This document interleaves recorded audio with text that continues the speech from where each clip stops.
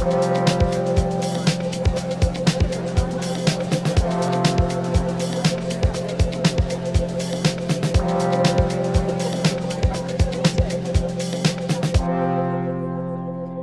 est un enjeu mondial. Il n'est pas rare de prendre de nombreux pays en exemple, tels que la Finlande ou la Corée. Cependant, ce soir, nous allons nous tourner nos regards vers l'Inde pour comprendre si elle n'est pas en train, elle aussi, de se lancer dans ce que l'on pourra peut-être décrire à la fin de cette soirée comme une révolution pour le monde de l'éducation. Pour donner un peu de contexte à tout le monde, l'Inde compte 265 millions d'élèves de la maternelle au lycée. D'après une enquête nationale, 97% des enfants sont scolarisés en primaire, même si ce chiffre est à mettre en perspective car il semble éloigné de certaines réalités de terrain. Cette même enquête annonce tout de même que ce ratio tombe à 78% au collège et 52% au lycée. Pour accueillir l'ensemble de ces élèves, l'Inde compte 1,5 million d'écoles, dont les 2 tiers sont publiques. Ces écoles sont dirigées par des boards qui vont réguler l'enseignement scolaire et décider des programmes. Chaque État dispose d'un board appelé State Board, auquel vont s'ajouter les boards nationaux comme le CBSE ou l'ICSE et quelques boards internationaux comme le Bac International et Cambridge International, et tout cela sans compter les écoles françaises ou américaines ou venant d'autres pays. Cette situation rend l'enseignement en Inde très différente d'une école à l'autre, même dans une même ville. Les contextes vont donc grandement varier, que ce soit en termes de langue d'enseignement, de méthodes pédagogiques et de programmes. C'est dans ce contexte qu'en 2020 a été adoptée la National Education Policy, ou politique nationale d'éducation, qui vient décrire la vision du nouveau système éducatif indien. La NEP, donc, se fixe 4 grands objectifs. Le premier, reconnaître la nécessité d'évaluer les compétences d'ordre supérieur, la créativité, la pensée critique, la résolution de problèmes, la visualisation et la génération d'idées deviendraient essentielles. La deuxième, mettre l'accent sur l'apprentissage multidisciplinaire et rapprocher les filières professionnelles et générales. La troisième, universaliser l'éducation du niveau préscolaire au niveau secondaire pour parvenir à une vision plus inclusive, holistique et globale. La quatrième, faire de l'Inde un centre de connaissances leader d'ici la fin de cette décennie. Pour soutenir ces objectifs, nous pouvons citer des changements tels que une sélection libre des sujets au secondaire, une restructuration des niveaux de classe. On passera de 5 ans en primaire, 3 ans au collège, 4 ans au lycée, et non plus une division du lycée. Un enseignement obligatoire d'une langue régionale jusqu'à la classe 8, l'équivalent de la quatrième. Une éducation plus équitable et plus inclusive avec obligation pour des écoles privées d'accueillir des élèves des écoles municipales, un nouveau programme de recrutement et de formation des enseignants. Afin de mieux comprendre les enjeux en Inde et comment ceci pourrait nous toucher en Europe, nous avons avec nous ce soir 3 intervenants. Anju Chazot, vous êtes cofondatrice avec votre mari français de la Mahatma Gandhi International School à Ahmedabad, une école de référence en Inde, et en même temps, vous participez aussi à la refonte du système éducatif indien via votre participation directe à différents comités nationaux en charge de la réforme du programme de l'éducation. Vous parcourez l'Inde actuellement pour donner des conférences sur cette nouvelle pédagogie et sur les méthodes d'évaluation préconisées dans la National Education Policy, et vous nous parlez d'Ahmedabad. Caroline Roublin, vous êtes directrice de l'ONG Tara Child Protection and Empowerment, basée à Delhi. Vous coordonnez l'ensemble des missions de l'ONG avec des maisons qui accueillent des enfants placés par les services indiens de protection de l'enfance, ainsi que des activités de prévention et d'accès à l'éducation. Vous avez donc une vision terrain de la situation, parfois loin des déclarations plus officielles. Marie Lal, vous êtes professeure d'éducation et d'études sud-asiatiques au University College de Londres, et vous avez publié cette année Delhi's Education Revolution, un livre coécrit avec votre consoeur Kusha Anand et édité en anglais par UCL Press et maintenant en français en ligne. Vous y avez étudié les changements éducatifs instaurés par le gouvernement régional de Delhi, et vous pourrez donc nous parler de cette expérience pédagogique liée à un État. Vous avez aussi récemment écrit un livre en anglais qui décrypte le rôle de l'éducation dans la montée de cette Inde contemporaine. Enfin, vous avez été une observatrice attentive durant cette période du Covid où la plupart des écoles ont été arrêtées en Inde. Vous avez donc écrit quelques études autour de ce sujet. Pour ma part, je m'appelle Valentin Leboeuf, je suis professeur agrégé en sciences d'ingénieur en classe de BTS. En plus de mes différentes expériences éducatives dans l'éducation nationale et en centre de formation en apprentissage, j'ai eu l'occasion d'étudier l'éducation et les politiques d'éducation à travers un master de sociologie. Au-delà de ça, j'ai passé 8 mois en Inde, à la fameuse Mahatma Gandhi International School, dirigée par Anju et son mari français. J'aurai le plaisir ce soir d'animer cette table ronde et je remercie nos intervenants d'être avec nous ce soir. Pour commencer, je vais me tourner vers vous, Anju Moussafi. Vous avez cofondé la MJS. Les principes pédagogiques mis en œuvre dans cette école, l'apprentissage par l'expérience et l'évaluation holistique notamment, sont des points repris par cette NEP. Pouvez-vous nous dire en quoi la NEP et ses changements sont-ils une révolution pour l'éducation indienne?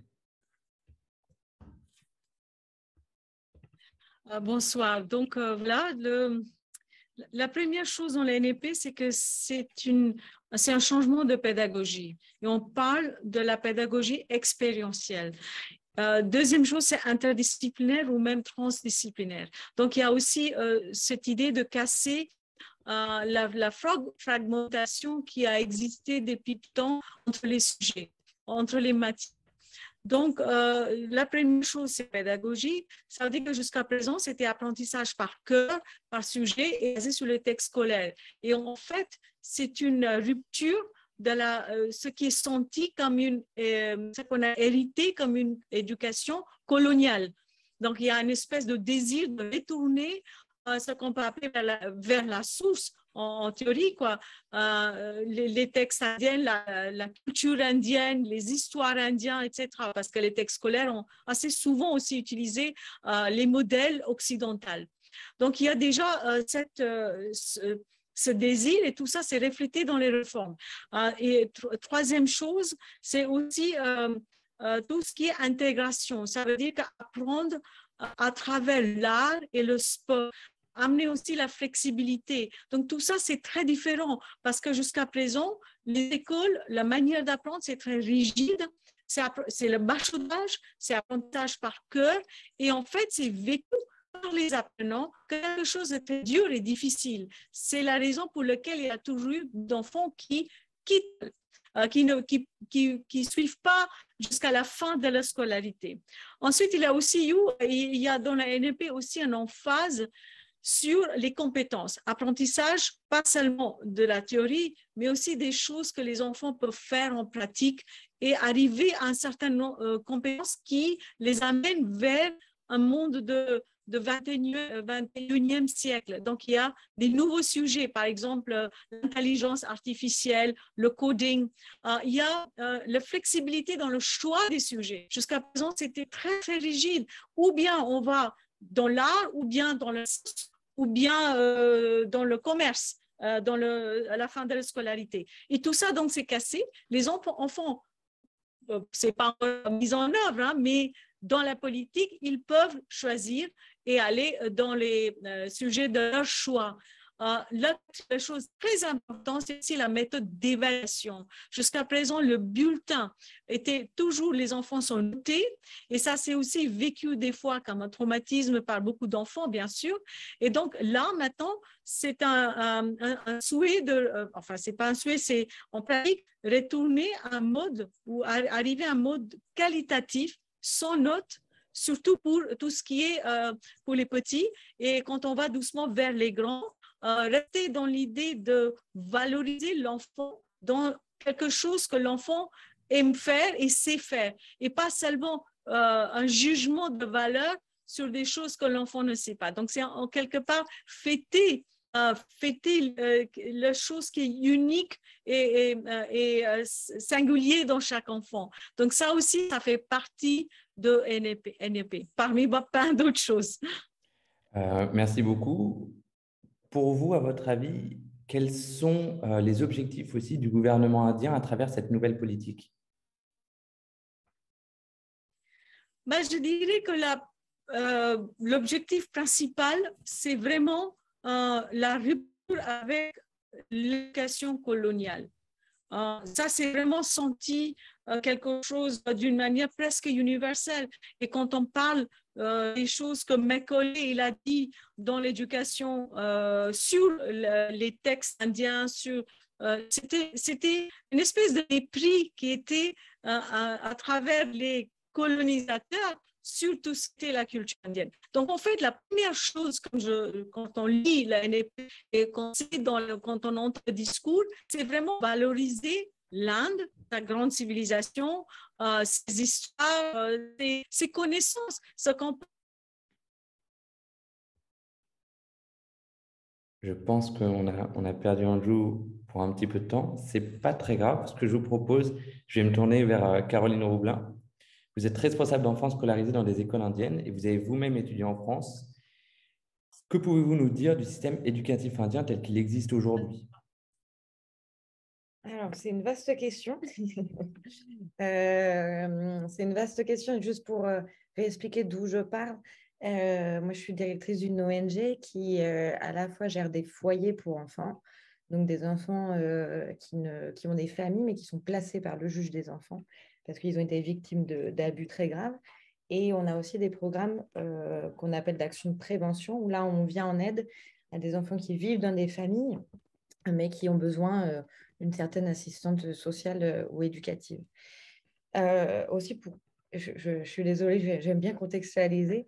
Euh, Juste rappeler deux chiffres. Il y a 41% de la population indienne qui a moins de 18 ans.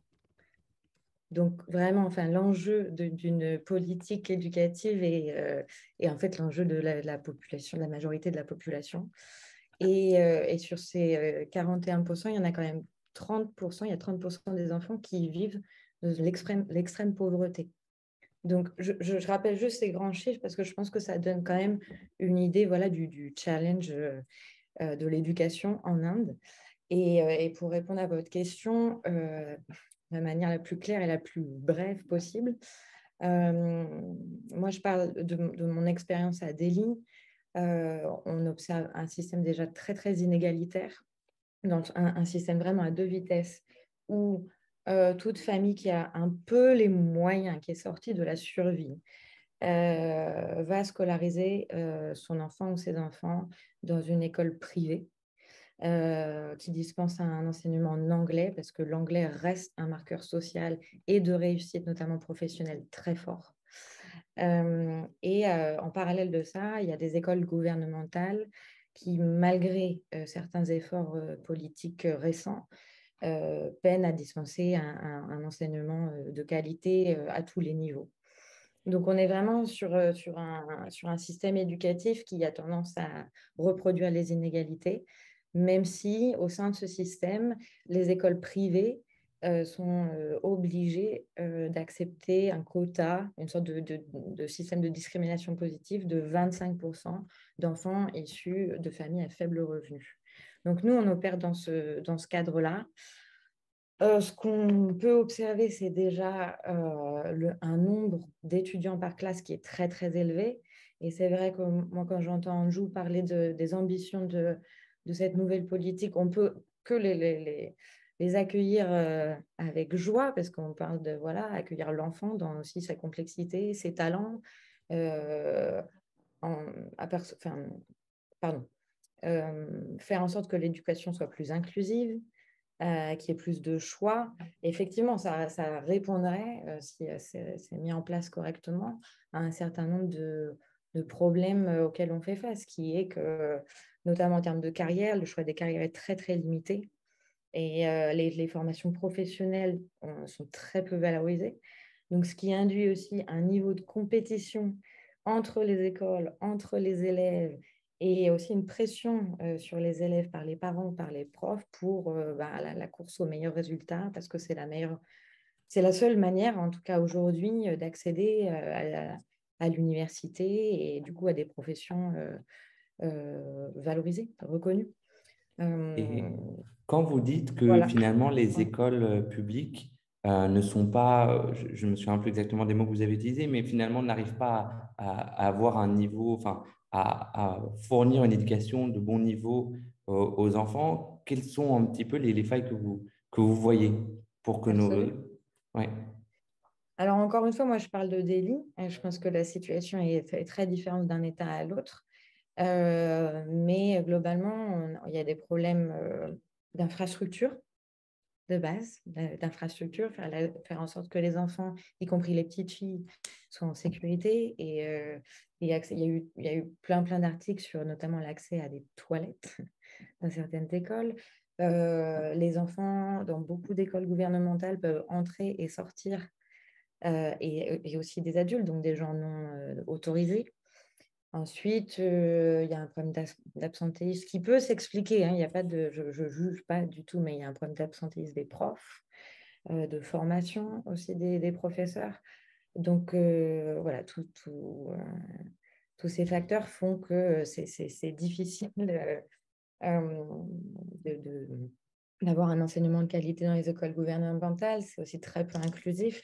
Donc, dès qu'un enfant, vous imaginez bien une classe de 70 enfants, si l'enfant est dyslexique ou si l'enfant entend mal, ça peut pas être pris en compte.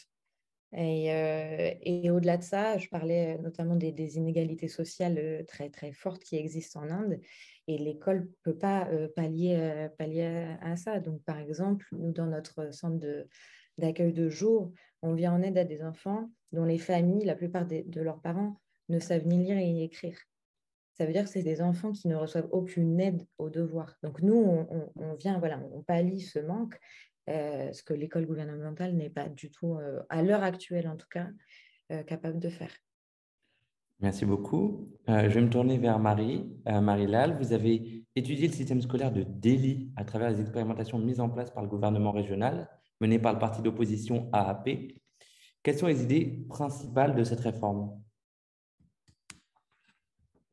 Ah, on ne vous entend pas. Attention à votre micro. Ah, excusez-moi. Avant de Parfait. parler des idées principales, je vais juste dire, ce qui est important, c'est que le projet que j'ai mené pendant 1 an et demi pour faire cette enquête, c'était, nous avons parlé à 110 professeurs. Et l'idée, c'était en fait, quand vous voyez Anjou, elle parle de la politique et Caroline parle des familles et des enfants, ben moi j'ai la vision un peu à travers ce que disent les profs. Et l'idée, c'était de parler à des professeurs qui travaillaient dans des écoles qui avaient des très bons résultats pour montrer un peu, parce que nous avons un discours en Inde qui dit que le système éducatif gouvernemental est mauvais parce que les professeurs sont mauvais. Les parents en général se plaignent, la société se plaint, la presse se plaint. Et finalement, quand on parle aux professeurs eux-mêmes, ben, des fois, c'est aussi à cause du contexte, à cause des classes qui ont 100 élèves, justement des problèmes d'infrastructure, pas de toilettes, pas de ventilateur en été quand il fait 50 degrés, etc. Alors, l'idée, c'était de parler à des professeurs qui travaillaient dans des écoles où il y avait des bons résultats. Et nous avons choisi Delhi, parce qu'en plus, en pleine pandémie, c'était difficile de parler à des professeurs dans d'autres États.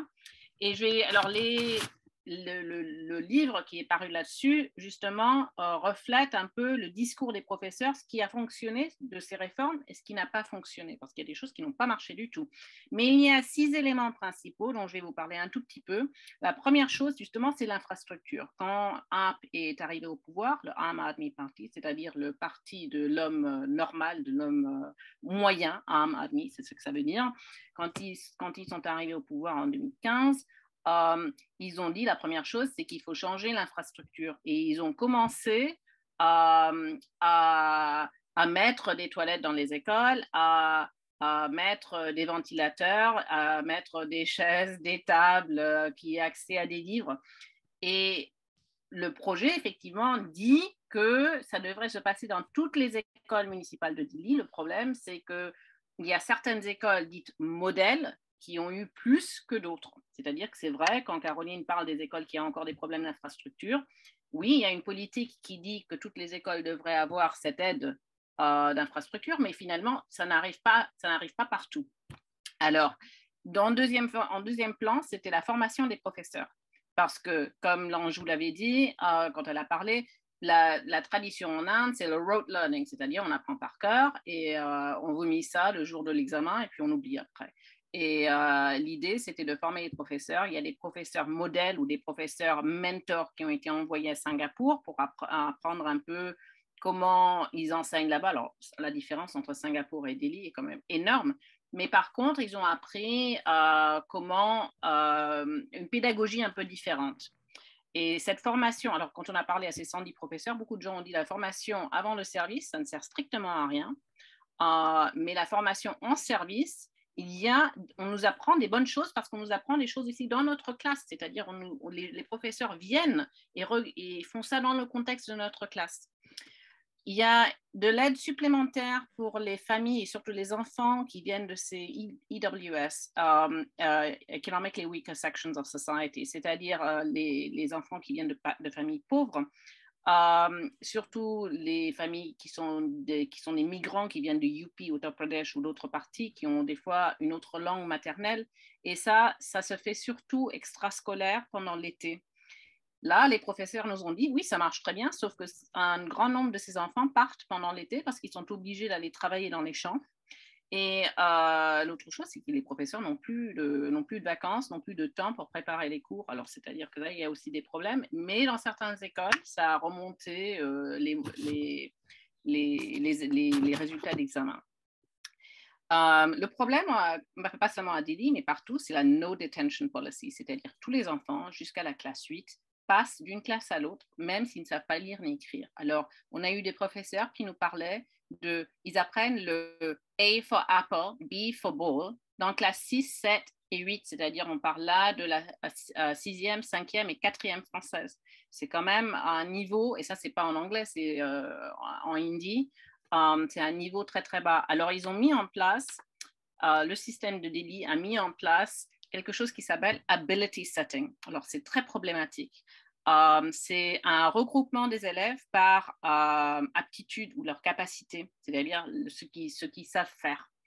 Et c'est dans 3 groupes généralement. Et le problème, c'est que les professeurs se penchent plutôt sur le groupe au milieu.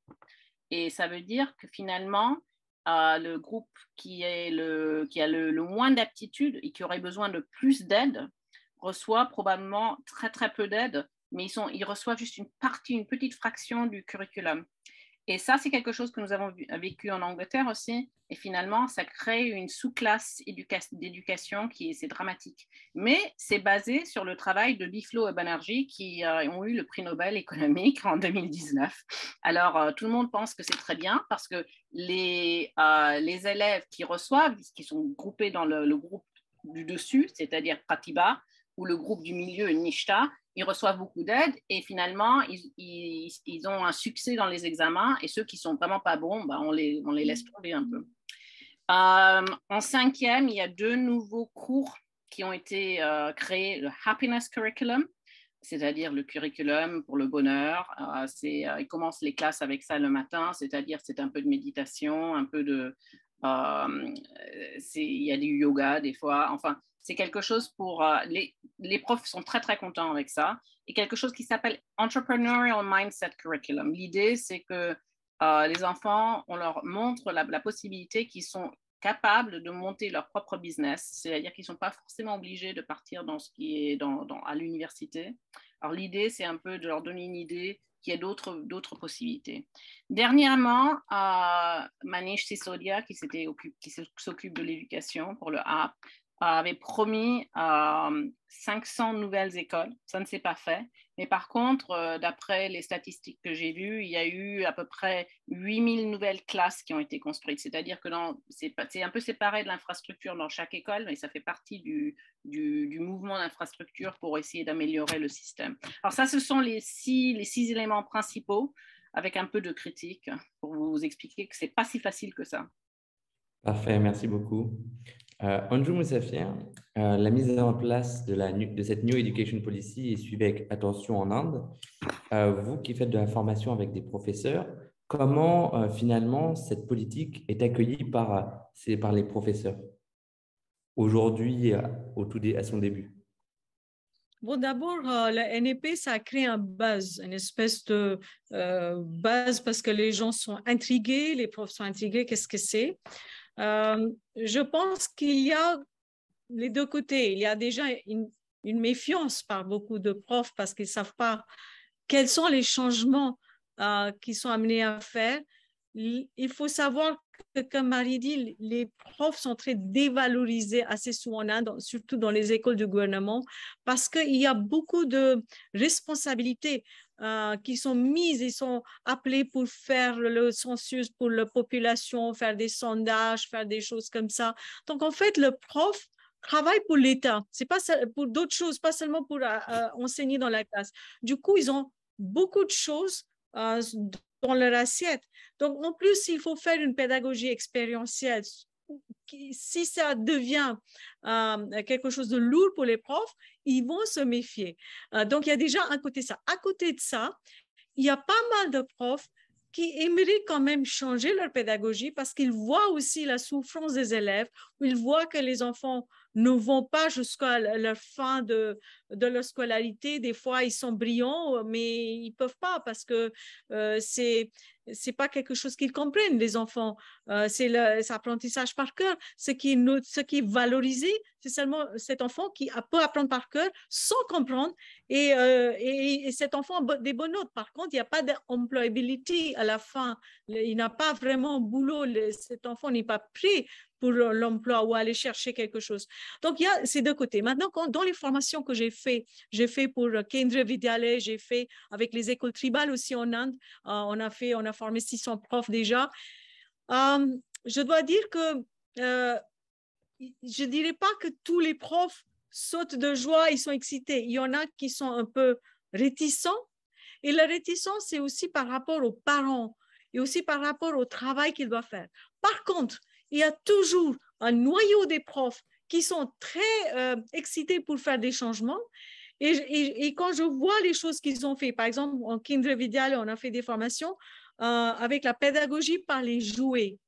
Et en fait, ils ont commencé à poster des vidéos sur notre groupe dans toutes les écoles où ils sont retournés dans leurs États et ils ont commencé à apprendre des choses différentes avec les jouets. Alors, ce n'est pas que ça va changer 100%, mais même 10% ou 15% de changement. Ils commencent à faire des choses interactives. Ils ont compris qu'il faut qu'il y ait un travail de collaboration. Et juste pour vous donner un exemple, on a donné une formation à Kumlung, qui est à Tripura, nord-est de l'Inde. Et ce prof, dans son école résidentielle pour les tribaux, les enfants tribales, il a enseigné le mathématique, les équations quadratiques en faisant du football.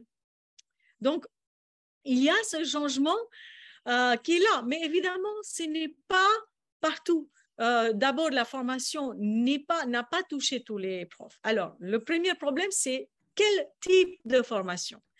Deuxième chose, si on parle de la pédagogie expérientielle, la formation doit être pareille. Si on parle de la joie d'apprendre, les profs doivent aussi avoir cette joie.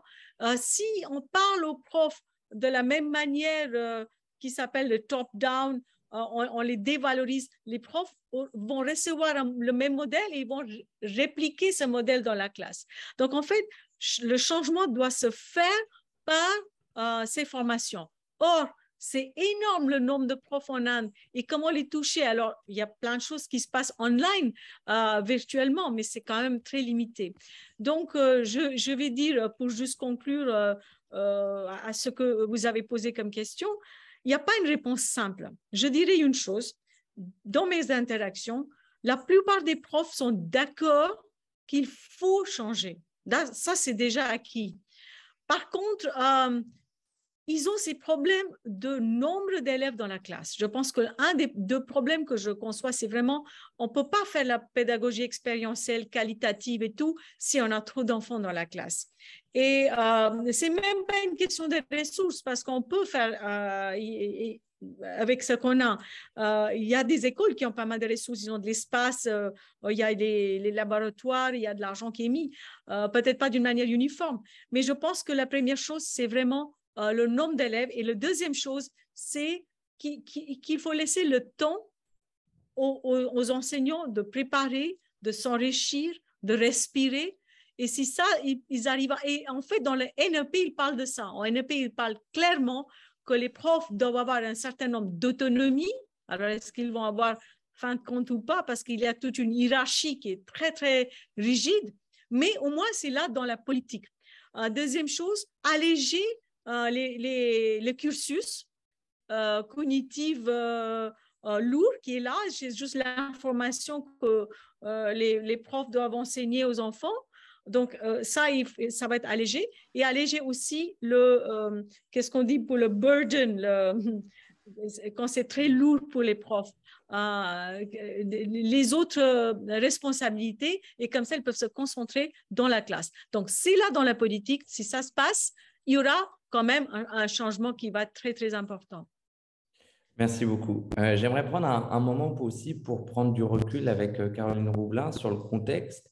On rappelle quand même que cette New Education Policy, elle est arrivée quasiment en même temps que le Covid ou juste après. Et est-ce que vous pourriez nous décrire un petit peu le contexte que ça a été le Covid en Inde et dans les écoles particulièrement, comment ça s'est passé pour les enfants et quel peut-être, selon vous, l'impact que ça a pu avoir sur l'éducation et sur ces enfants? Ok.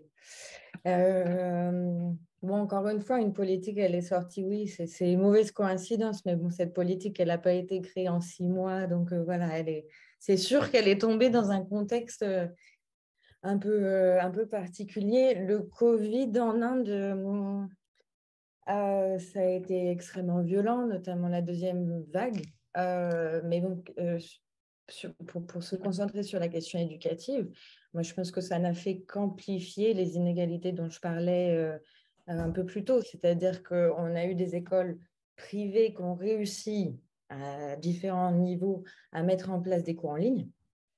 Alors, encore une fois, ça dépend des États, ça dépend des écoles. Mais bon, globalement, moi, de ce que j'ai vu, c'est que les écoles privées avaient réussi à mettre des cours en ligne et du coup à faciliter une certaine continuité de la scolarisation des enfants scolarisés en école privée, alors que les écoles gouvernementales, en tout cas celles avec qui nous on collabore, n'ont pas du tout eu les moyens de faire ça. Et le résultat, c'est que les écoles, elles ont quand même été fermées pendant 2 ans en Inde. Fermées.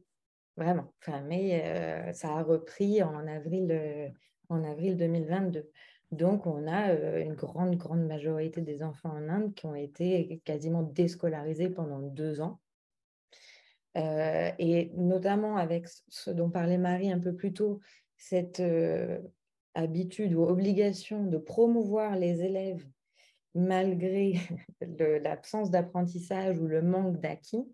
Moi, c'est une de mes plus grandes inquiétudes là, à l'heure actuelle, c'est qu'on a quand même un nombre incroyable d'enfants qui n'a pas eu de scolarité pendant 2 ans, qui vont donc se retrouver, par exemple, s'il y a 2 ans, j'étais en CP, maintenant je suis en CE2, sans avoir eu les apprentissages du CP et du CE1, comment ces enfants vont rattraper leur retard, sachant qu'encore une fois, c'est des enfants qui sont en école gouvernementale, donc des enfants de familles défavorisées qui ont beaucoup moins de soutien et les moyens de réussir scolairement. Donc l'impact du Covid, à mon avis, et encore une fois pour être très brève, c'est que ça a amplifié les inégalités du système scolaire. Et si la politique éducative qui va se mettre en place dans les prochaines années peut pallier ça, ce sera bienvenu parce que je pense que oui, c'est un enjeu de taille et c'est un enjeu générationnel. Merci. Marie-Lalle, je me tourne vers vous. Justement, donc, on sort d'une période où il y a eu un vrai défaut d'enseignement dans le Covid. Pensez-vous que cette grande politique, qu'elle soit réaliste pour les écoles publiques?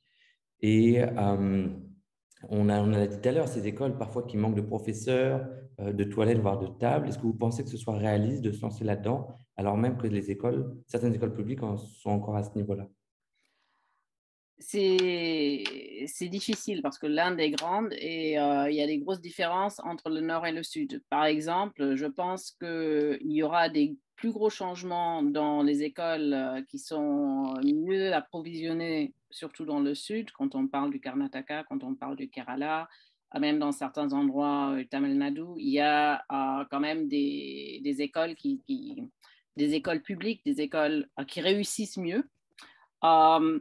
Alors, je suppose que une certaine partie de cette politique du NEP auront un succès dans ces endroits-là. Par contre, dans le nord, quand je regarde Bihar, Uttar Pradesh, je pense que ce sera beaucoup plus difficile parce qu'il n'y a, c'est pas uniquement. D'abord, il faut qu'il y ait des moyens. Il faut qu'il y ait des moyens pour faire passer cette politique. C'est-à-dire que la NEP parle aussi de l'infrastructure, la NEP parle de la formation des professeurs. Tout ça, ça coûte de l'argent. Et je ne vois pas tellement d'argent qui bouge dans cette direction, c'est-à-dire est-ce qu'on va vraiment payer ce qu'il faut pour que l'infrastructure s'améliore, pour que les profs soient formés, pour qu'il y ait plus de professeurs et que les classes soient plus petites. Ça, ce sont des grandes questions et je suppose que ça se fera dans certains États et moins dans d'autres. Alors, je vois ça, que le Sud, peut-être, ça se passera mieux que dans le Nord. Par contre, il y a d'autres problèmes avec la NEP qui ne sont pas très réalistes. La première chose, c'est les questions de langue. Alors oui, Anju parlait du fait que c'est un retour sur la culture indienne, très bien. Il y a déjà depuis des dizaines d'années, nous avons un Three Language Formula où il y a la langue d'État, l'hindi, l'anglais.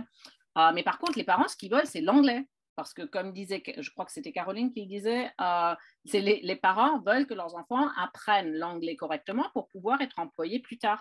Alors, le retour de la NEP en disant que les enfants doivent être enseignés dans leur langue maternelle, c'est très souvent, le problème, c'est que ce n'est même pas la langue maternelle, c'est la langue de l'État. Alors, pour les enfants où c'est la langue maternelle, d'accord. Mais par exemple, j'ai parlé à des professeurs là-dessus à Mumbai et à Delhi qui disent, mais qu'est-ce que c'est la langue maternelle ? Finalement, j'ai des enfants qui viennent du Maharashtra, j'ai des enfants du Rajasthan, j'ai des enfants qui viennent du Sud, mais moi, je ne peux pas donner des cours dans 3 langues. Où j'ai parlé à des professeurs au Punjab qui disent la même chose. Je viens de Delhi, je suis mariée au Punjab, à Chandigarh. Si soudainement, il faut que j'enseigne en Punjabi, mais qu'est-ce que je vais faire ? Ce ne sera pas possible. Alors ça, il y a des problèmes avec ça. Question de manque de professeurs.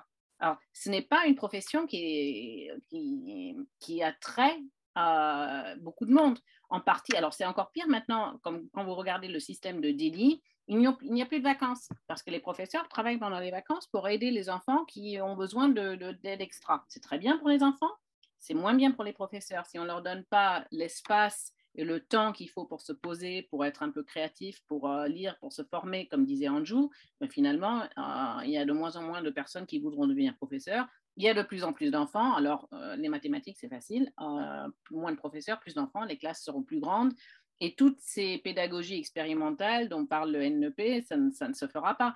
Je me rappelle d'une étude que j'ai faite au Myanmar, c'était la même chose, que les professeurs étaient formés. Ils disaient, mais j'ai 120 enfants dans la classe. Alors, c'est exactement la même chose. Ils sont incapables de faire ce qu'on leur demande.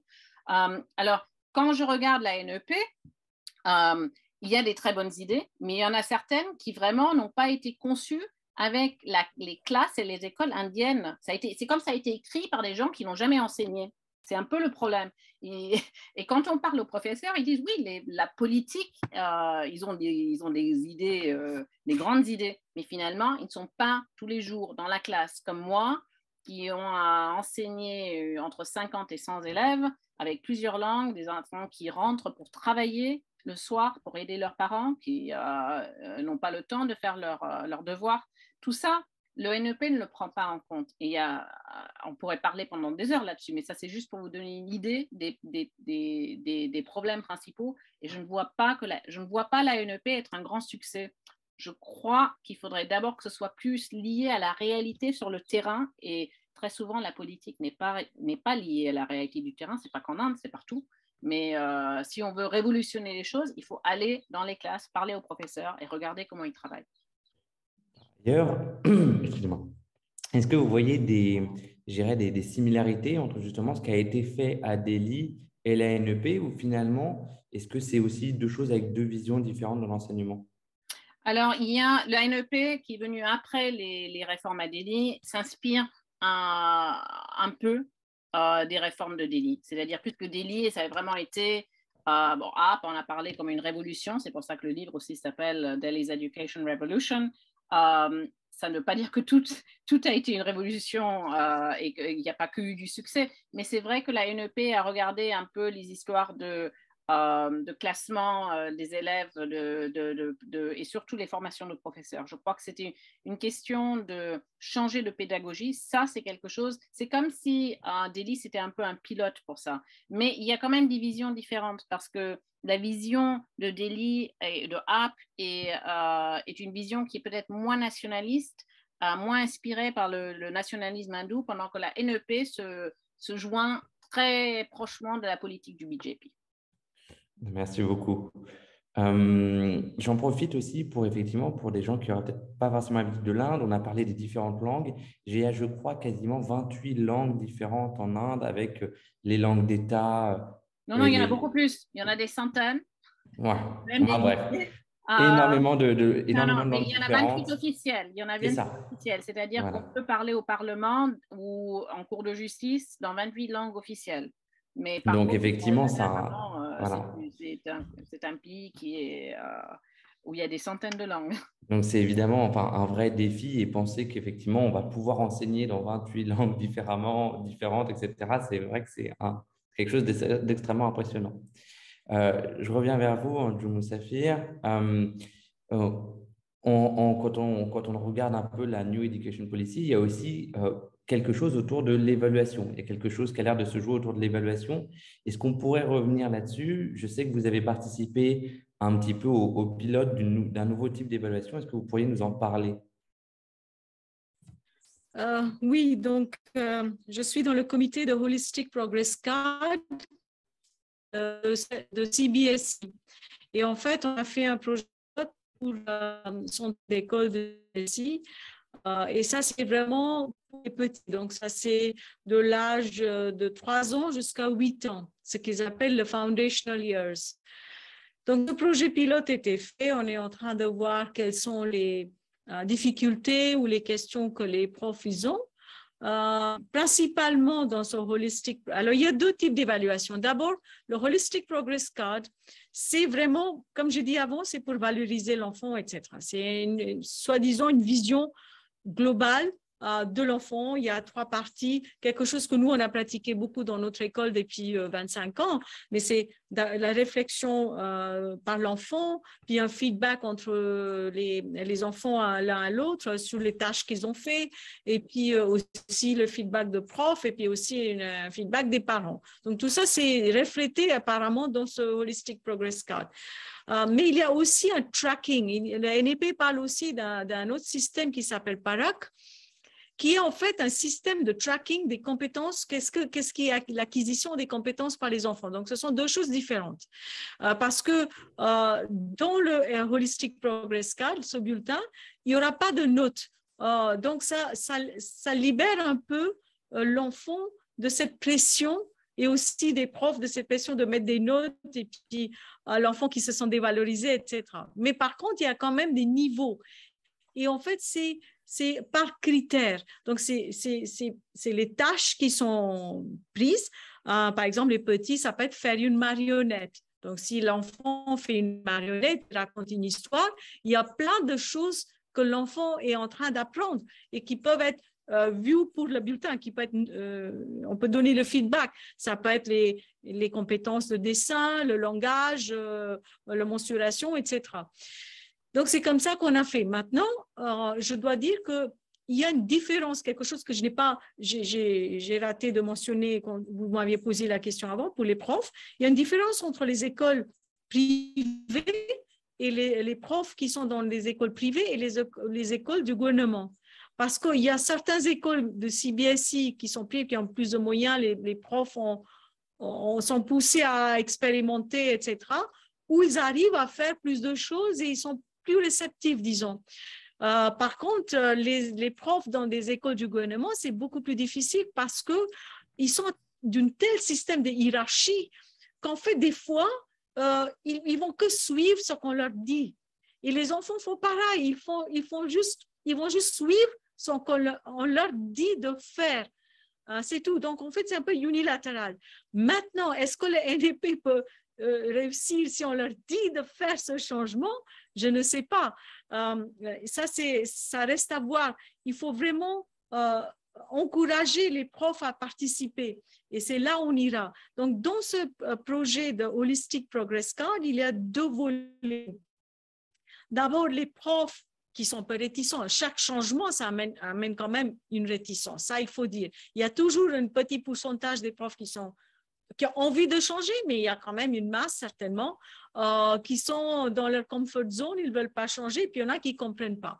Mais la deuxième question qu'ils ont dans leur tête, c'est « Ah oui, mais les parents, comment ils vont convaincre les parents? Qu'est-ce qu'ils vont sentir, etc. » Or, dans mon expérience, c'est pas tellement les parents, c'est toujours les profs, parce que tout ce qu'on communique avec les parents, surtout dans les écoles du gouvernement, ils vont accepter, parce que c'est pour l'avenir, c'est la politique, etc.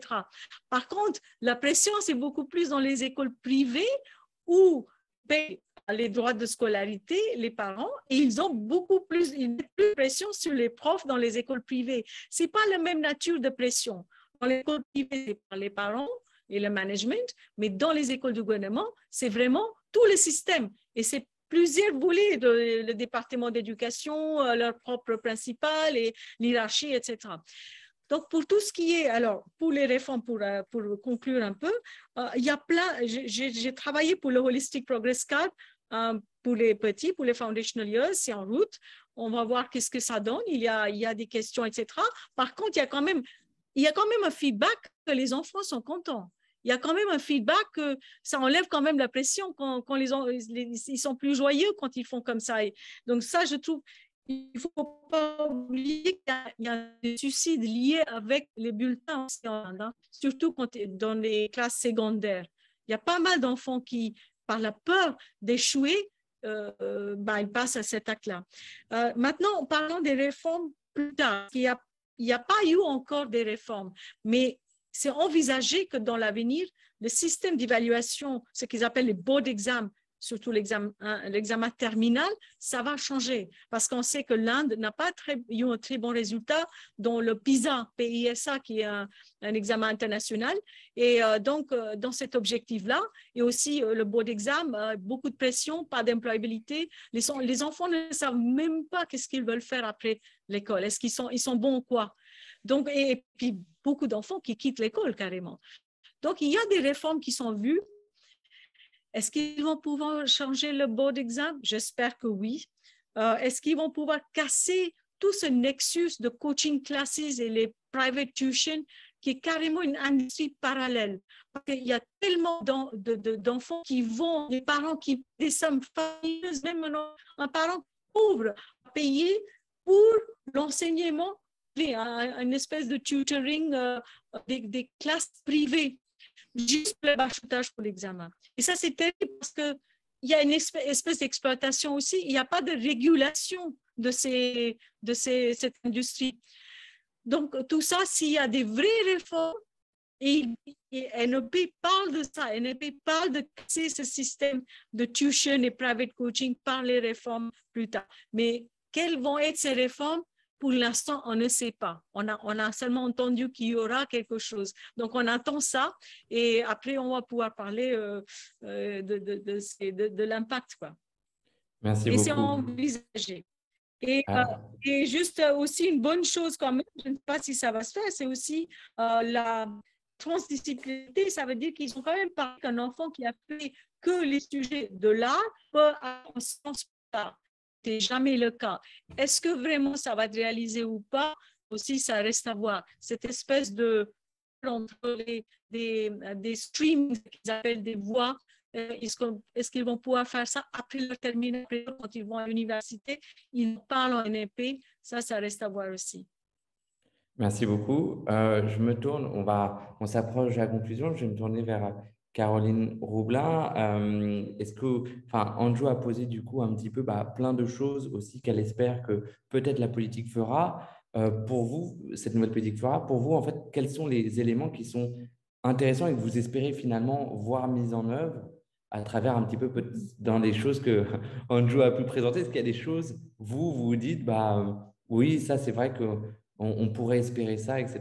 Voilà, c'est un peu pris au dépourvu, mais est-ce que vous Non, avez non, un... après, c'est un avis très personnel, oui, très personnel, mais non, je pense que que ce soit en Inde ou ailleurs, hein, tout ce qui est pédagogie plus inclusive, plus ouverte, prendre l'enfant dans son individualité, ne pas faire des sciences l'unique carrière à suivre et voilà, ouvrir la valorisation d'autres compétences.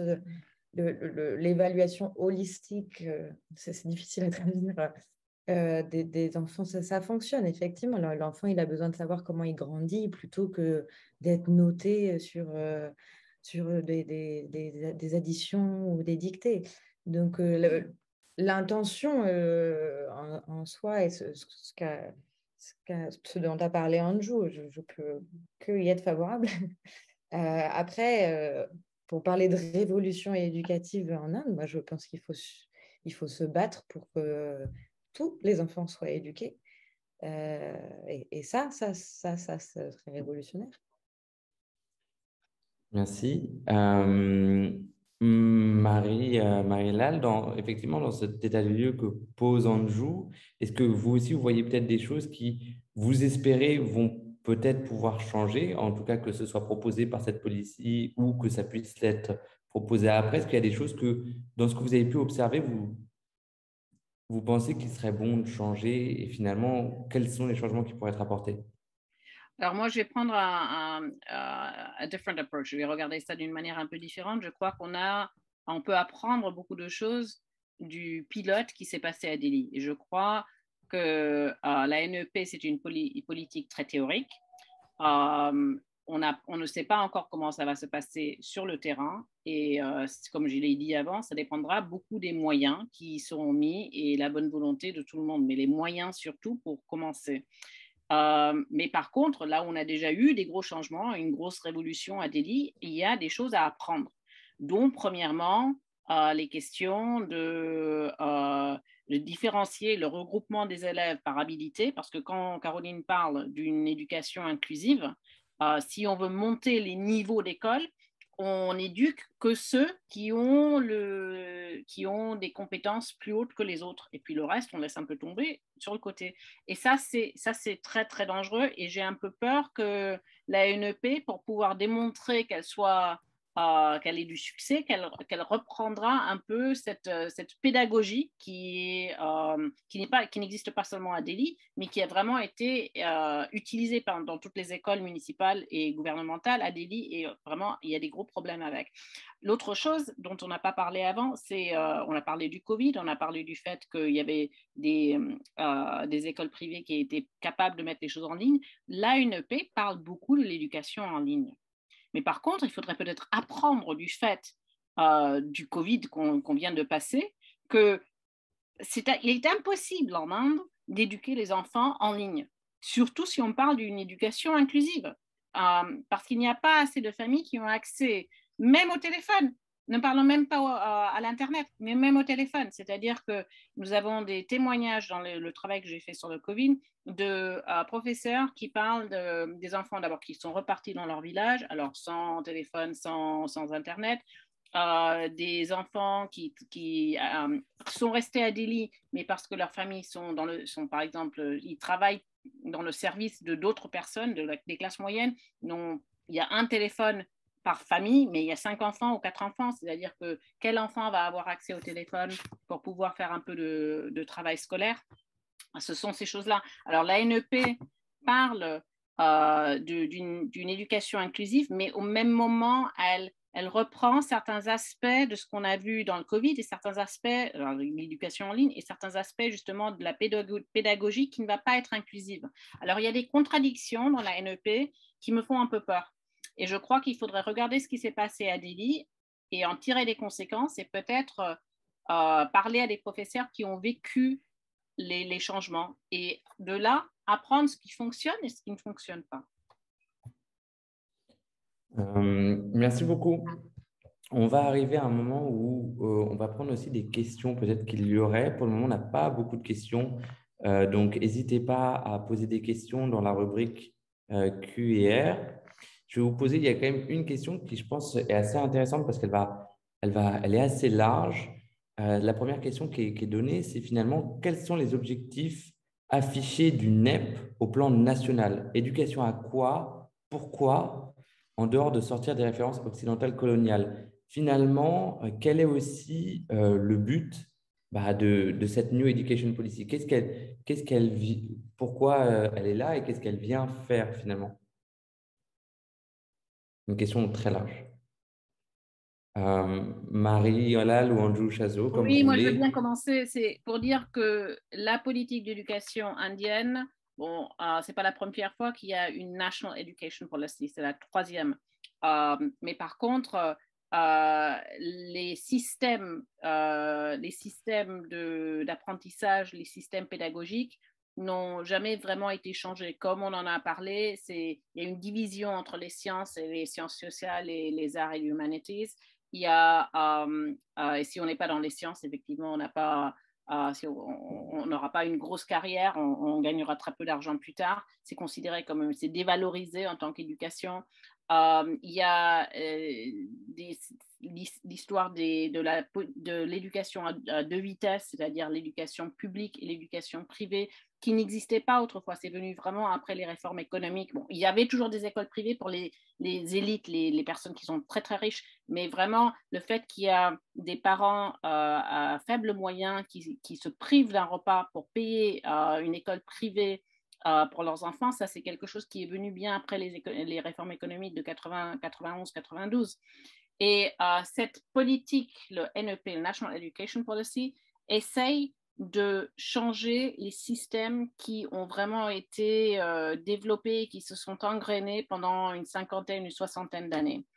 Et l'idée derrière est très, très bonne de faire ces changements. Mais comme je le répète, c'est que ce n'est pas basé dans le contexte de la réalité des classes et des écoles indiennes et la réalité de la vie des professeurs et des enfants.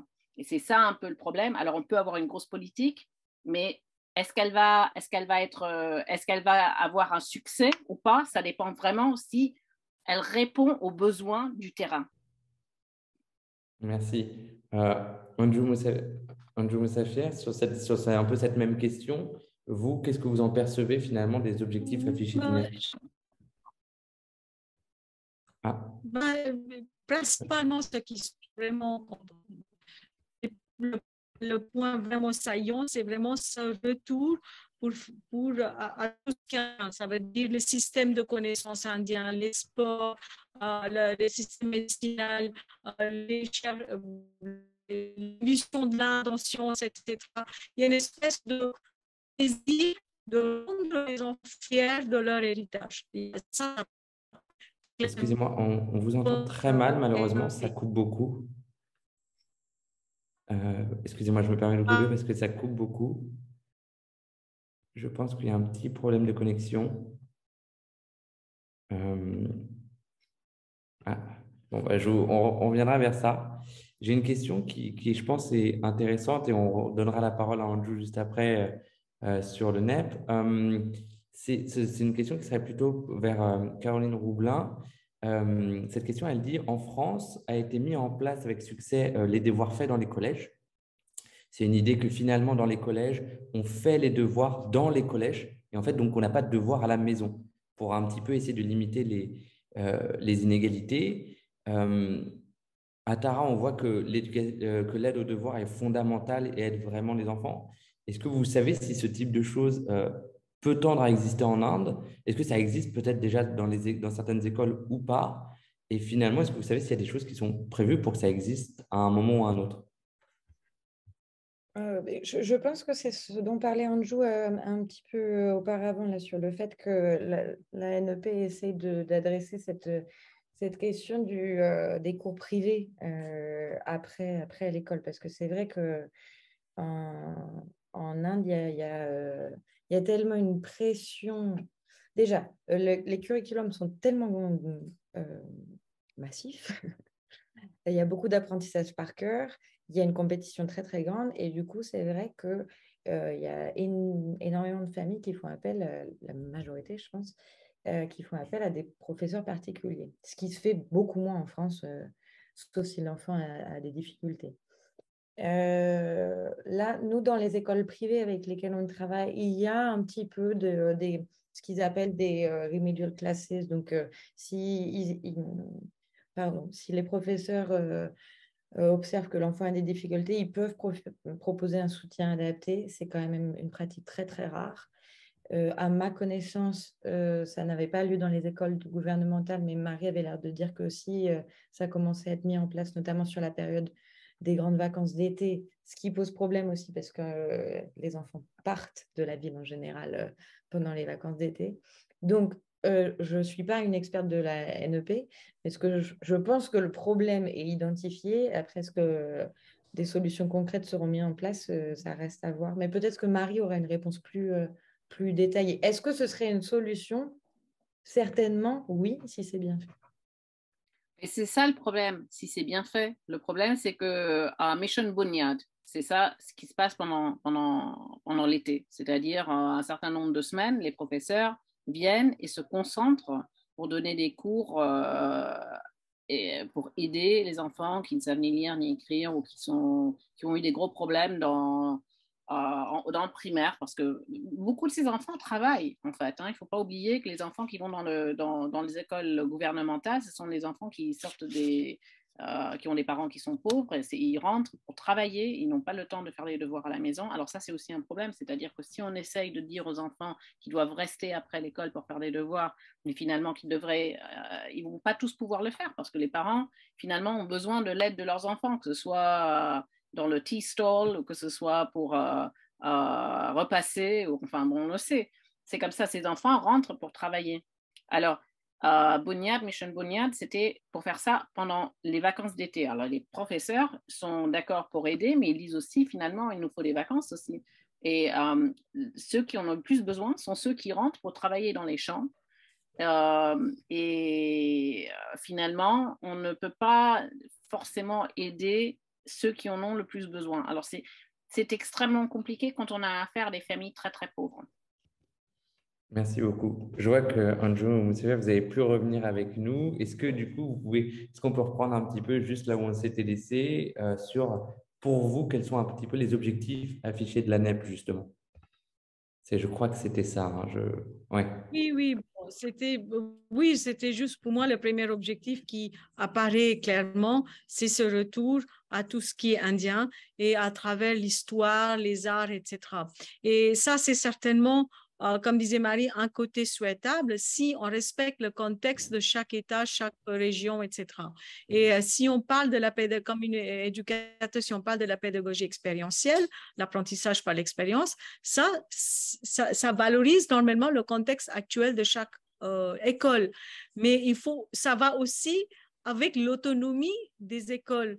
Parce que si on ne donne pas l'autonomie, on ne peut pas réussir à donner la valeur à ce que les enfants doivent apprendre, sinon ça redeviendra un curriculum qui est juste donné aux profs à suivre. Or, l'idée, après le NCF de 2005 et maintenant, la continuité, c'est normalement qu'on puisse construire la connaissance avec les élèves, avec ce qui est dans le contexte, avec ce qui est important.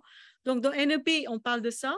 Par contre, c'est quand même intéressant on peut regarder, voir avec un sens critique tout ce qui était la contribution de l'Inde dans les domaines des sciences et l'art, etc.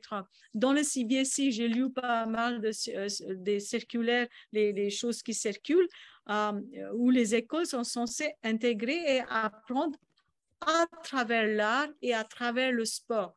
Et ça, je trouve que c'est bien parce que le sport, par exemple, qui était toujours un truc à part, quelque chose qui n'était même pas des fois un sujet, mais des fois, c'est rien du tout. Je pense que c'est intéressant si on peut faire des connexions entre le sport, l'anatomie, le bien-être, etc. Et puis, ça peut devenir quelque chose de plus intéressant pour les élèves. Donc, pour moi, le NEP, ça parle de la transdisciplinarité et interdisciplinarité.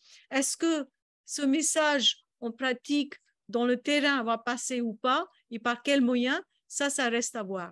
Mais pour les écoles qui sont progressives, et j'en connais pas mal, mais bien sûr, c'est juste quelques-uns des poignées dont en Inde, les écoles CBSE ou autres, qui ont envie de faire, eux, ils vont pouvoir faire des choses.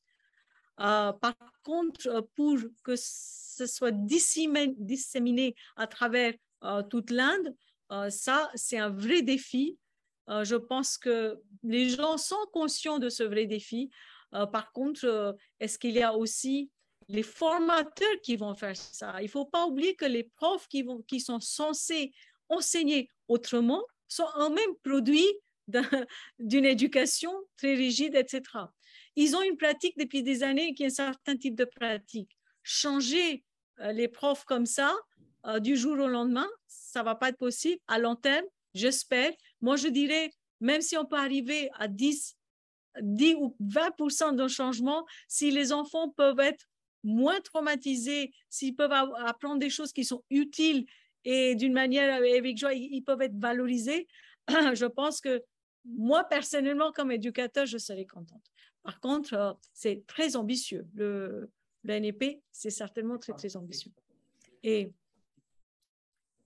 ah oui, Pascal me rappelle de parler de mon expérience avec les écoles tribales. Je dois aussi dire les assumptions des fois qu'on a. Par exemple, on était en ligne et quand on travaillait, on donnait des webinaires. On a aussi fait une formation physique en présentiel. Mais quand on était en webinaire, les profs étaient muets des fois. Ils ne parlaient pas. Et on a donc des fois, on était vraiment poussé à leur demander de participer. Or, ils ne parlaient pas. Et ils avaient peur ou ils étaient timides, ou etc. Et on peut penser, ah, ils ne sont pas intéressés. Mais en fait, les profs avaient des problèmes de connexion Internet. Ils avaient d'autres choses à faire. Ils étaient des écoles tribales. C'est vraiment dans des contextes très difficiles. Et quand on a fini cette formation et on a demandé de donner leur lesson plan, etc., on a vu une telle créativité. C'était vraiment un plaisir de voir qu'ils ont essayé de leur propre manière des choses extrêmement créatives. Donc, les profs qui parlaient pas, qui apparaissaient pas peut-être intéressés, en fait, ils écoutaient, ils apprenaient de leur manière. Et moi, je crois beaucoup. Moi, j'ai travaillé avec des profs dans des écoles municipales et dans d'autres contextes. Moi, je pense que c'est vrai que comme tous les domaines, tous les profs ne sont pas toujours motivés. Mais il y a des profs qui sont vraiment, vraiment très motivés. Et il faut créer ce noyau avec eux. Et là, je pense qu'on a vu des changements dans les écoles. Par exemple, je vais juste vous donner un exemple. Leur façon dont ils s'assoient dans la classe, l'espace dans la classe. Plutôt que des rangs, ils ont changé les bancs et ils ont regroupé les enfants dans des cercles, même avec les bancs, des structures très lourdes. Donc, en fait, ce travail est déjà en train de faire dans certaines écoles. Et si ça peut étendre dans d'autres écoles, ben, on aura réussi quelque chose. Merci beaucoup. Il y a une dernière question qui est assez intéressante parce qu'elle est surprenante. Marie-Lalle, vous avez parlé tout à l'heure que les professeurs avaient été envoyés à Singapour pour se former. Et cette question-là porte là-dessus puisqu'elle demande quels sont les mérites du système éducatif à Singapour pour que les profs indiens soient envoyés là-bas pour leur formation. Alors ça, c'est une question très intéressante. Le fait, c'est que AAP, le gouvernement indien, a regardé un peu quels sont les systèmes éducatifs qui ont un succès international, c'est-à-dire qui ont des bonnes notes dans le PISA, où les élèves sont connus pour avoir des bons résultats aux examens. Et ben, Singapour est un de ces pays, et puis c'est une ville aussi, hein, c'est une grande ville. Alors Delhi, il y a dû y avoir un discours sur le fait d'où est-ce que nous allons apprendre des nouvelles pédagogies pour professeurs, surtout pour les mentor teachers, c'est-à-dire pour former des professeurs qui vont revenir et aider d'autres professeurs qui restent dans les écoles à Delhi, c'est-à-dire que c'était une sélection d'un certain nombre de professeurs qui sont partis à Singapour. Mais le fait qu'il y a eu un grand débat avec les professeurs que nous avons rencontrés qui ont dit finalement le système à Singapour est complètement différent parce qu'ils n'ont pas des classes avec une centaine d'élèves, ils n'ont pas les problèmes il y a des problèmes de langue, mais pas les mêmes problèmes de langue qu'il y a à Delhi. Ils n'ont pas vraiment des enfants qui sortent de milieux extrêmement pauvres. Oui, il y a une certaine pauvreté à Singapour aussi, mais ça n'a rien à voir comparé à l'Inde, comparé surtout à Delhi, les bidonvilles et puis les enfants qui travaillent, c'est très différent. Alors, il y avait des professeurs qui étaient critiques de ça, mais tout le monde était d'accord que sortir du pays et regarder un peu comment ça se faisait ailleurs et avoir des idées qui pouvaient être adaptées, c'était peut-être une bonne chose.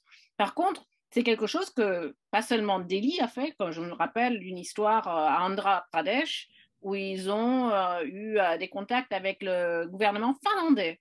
Alors, la Finlande et l'Andhra Pradesh, il n'y a vraiment rien à voir. Hein. Il y a, je ne sais pas combien de millions de personnes en Finlande, mais 4 ou 5, enfin, c'est un petit pays. Et Andhra Pradesh s'est inspiré du système éducatif finlandais. Alors là, je crois que la différence est quand même bien plus grande qu'entre Singapour et Delhi. Mais l'Inde, et ce n'est pas uniquement l'Inde, il y a plein d'autres pays qui font comme ça, qui envoient comme ça des professeurs à regarder ce qui se passe, quelles sont des pratiques et quelles sont des pédagogies qui s'utilisent dans des pays qui ont eu un succès ou qui ont fait des réformes, qui ont eu un succès avec des élèves qui finalement réussissent mieux aux examens, parce qu'il s'agit là vraiment simplement pour pouvoir comparer Delhi à d'autres villes avec des notes, quelles sont les notes qu'ont les élèves à Delhi, quelles sont les notes qu'ont les élèves peut-être à Singapour ou dans d'autres villes, et dans d'autres grandes villes et dans d'autres pays. Et il s'agit de pouvoir apprendre de ces systèmes-là. Oh, merci beaucoup. Je vois qu'on a quelques questions supplémentaires. Alors, un petit peu quelque chose de similaire. La question, c'est finalement, existe-t-il des échanges de professeurs indiens et occidentaux de quelques mois ou un an pour observer les pratiques? Est-ce que vous savez si ce genre de choses existe? Peut-être, je ne sais pas. Si vous êtes très renseigné, malheureusement, peut-être pas beaucoup. Non, je ne sais pas. Andrew? Je pense que les échanges entre les profs, ça se fait toujours au niveau des écoles, certaines écoles. Il y a plein d'initiatives. Il y a eu l'initiative de UKERI, UK India Education Initiatives. Donc, il y a eu des programmes d'échange entre des écoles CBSE en Inde et puis les écoles UK. Donc, je pense qu'à certains titres, il y a eu ça, mais ce n'est pas du tout étendu partout en Inde. On ne peut pas dire que, surtout les écoles du gouvernement, est-ce qu'eux, ils ont des programmes, ils n'ont pas de moyens, tout simplement. Donc, je ne pense pas qu'il y a, ça existerait tellement dans des écoles du gouvernement. Oui, d'accord. Finalement, si ces choses-là existent, c'est à l'échelle de quelques écoles, mais c'est loin d'être quelque chose qui serait généralisé. Je vous remercie. Je vois qu'on est arrivé un peu au bout des questions. Je pense que je vais vous proposer qu'on s'arrête peut-être. Est-ce que vous avez peut-être un dernier mot, quelque chose sur lequel on a peu insisté, dont vous aimeriez peut-être mettre en lumière autour de ce sujet?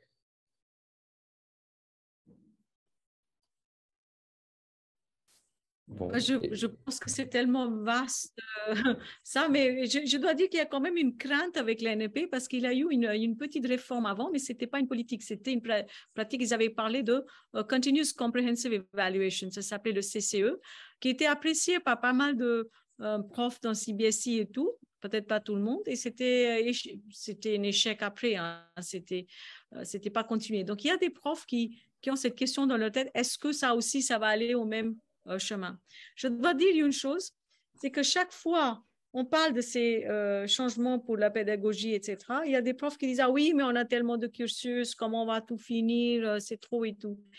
Et quand je vois les circulaires que je vois passer, hein, j'ai vu sur WhatsApp et tout, c'est des indications aux profs pour dire « Vous n'êtes pas obligé de faire tout ça. Il faut que vous soyez libre de faire autre chose aussi. Vous n'avez pas besoin de suivre le texte scolaire entièrement. » Aussi, tout ce qui est examen, ils ont peur des examens, surtout les board exams.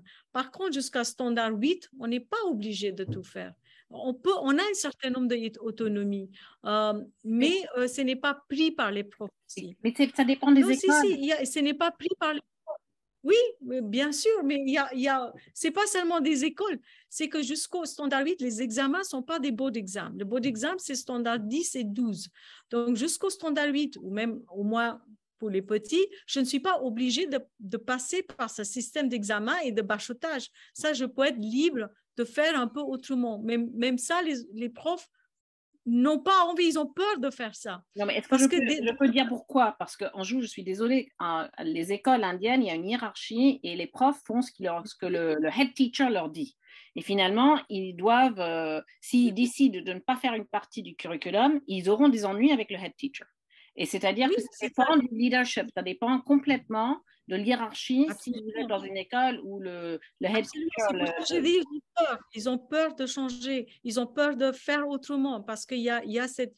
Mais même quand il y a des je vais dire que même avec les head teachers, quand j'étais avec le Kendriya Vidyalaya, il y a les commissioners, il y a la hiérarchie, les boss qui disent il faut changer, mais ils ont toujours peur de changer. Je veux dire, c'est un conditionnement aussi.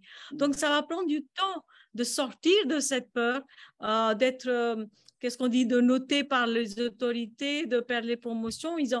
Les profs ont été mis dans cette situation. Donc, si on peut espérer une plus d'autonomie, là, il y a une chance pour réussir. Sinon, c'est difficile. Mais je ne sais pas, je veux parler de cette histoire de cet éléphant qui a des chaînes. On a mis, comment, how do you tame an elephant? On met des chaînes et puis après, même quand on enlève les chaînes, on a l'impression que je suis toujours enchaînée. Alors, jusqu'à quel point les chaînes vont être enlevées des profs pour qu'ils aient une vraie autonomie, ça reste à voir. Et j'espère qu'ils vont pouvoir faire ça. J'espère qu'ils vont faire ça. Sinon, ça sera trop triste, quoi. Merci beaucoup, merci à tous. Je vous propose, on va s'arrêter ici. Il y aura un nouveau webinaire en novembre qui portera sur un sujet qui est encore en discussion.